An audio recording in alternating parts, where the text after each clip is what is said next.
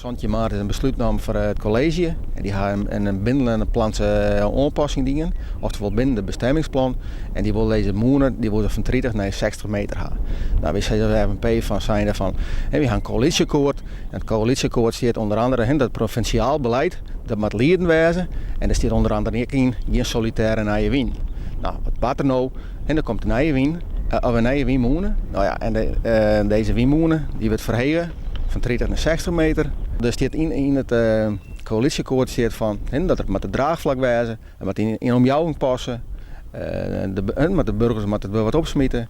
Nou, en we denken van dat dit nou net zo is. Ja, ik vind het een slecht idee.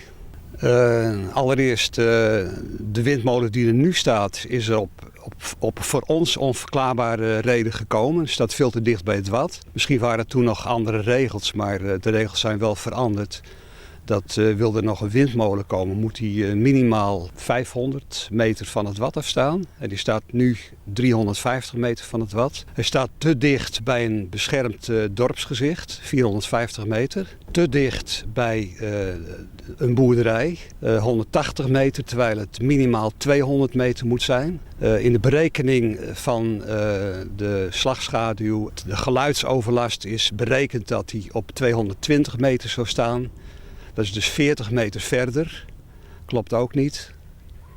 Nou, zo zijn er tal van redenen waarom die windmolen gewoon niet vervangen moet worden. En zelfs helemaal weg. We zitten hier aan de andere kant van het UNESCO Werelderfgoed. Dat is een karakteristiek dorp, Pezes. Nou ja, en we denken van dat het net in het heel complete element binnen past. Dus vandaar dat we die vragen gesteld hebben. Nou, de tiphoogte van deze te vervangen windmolen die is 1,5 keer zo hoog in vergelijking met de Oldenhoven in Leeuwarden. Dus dat wordt zo beeldbepalend en zo storend in dit unieke stukje van Friesland. Dus dat moeten we niet willen met z'n allen. Dus we hebben een bezwaar ingediend bij het college van burgemeester en wethouder.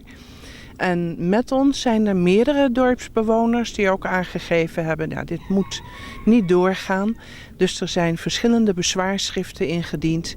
En we zijn in afwachting van het behandelen daarvan. We vinden als even dat er een ingedurig beleid wijzen moet. Want het moet net zo wijzen dat we hier in PSS Motorgod staan.